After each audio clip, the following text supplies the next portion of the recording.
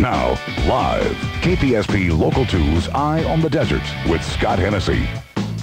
Good evening and welcome to Eye on the Desert. It's great to have you with us. Cabot Yerxa is unquestionably one of the most interesting people ever to live in the Coachella Valley. The home that he built by hand in Desert Hot Springs is a museum, and even now, some 46 years after his death, more discoveries are still being made about Cabot Yerxa's amazing life.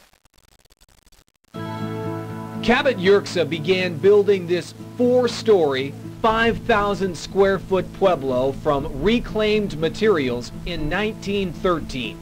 He worked on the 35-room structure until his death at the age of 81 in 1965. The adventurous man who discovered the hot mineral waters of Desert Hot Springs when he dug a well with a pick and shovel accumulated many things over his adventurous life.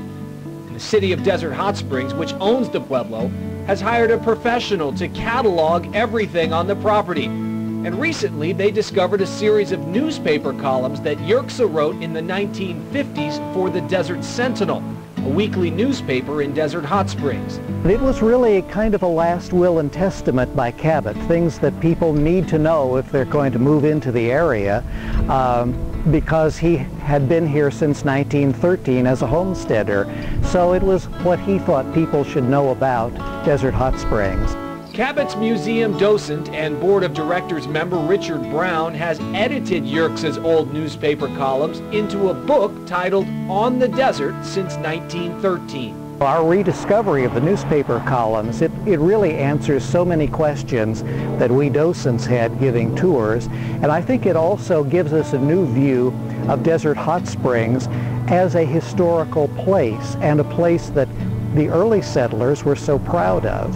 They chose it out of all the Coachella Valley to live in as a place of rest, but also a place of satisfaction and adventure. Adventure was Cabot Yerxa's middle name. Yerxa was born on an Indian reservation in North Dakota, and he lived among natives all his life. Much of the pueblo is filled with Native American art, and Brown says Yerxa designed the Hopi Indian-inspired pueblo as a bridge between white and native cultures. It's a way of talking to white people who are moving in the area about the alternative, about values and ways to live in the American landscape that Cabot thought people should know about. We still don't know all there is to know about Cabot Yerxa, but the foundation that runs the museum is thirsty to find all the answers, and they'll keep digging until they do. A lot of history has simply been forgotten. The museum was empty for a few years in the late 60s and again around the late 90s, and there was another museum keeper from about 1969 through the late 90s.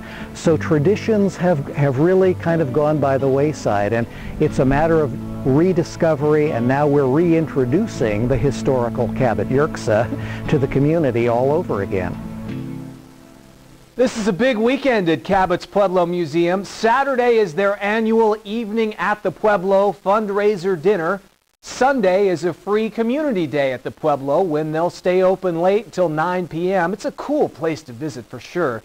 For information about either event, you can call 760-329-7610 or go online to cabotsmuseum.org. The book we talked about in the story will also be available there at the Pueblo.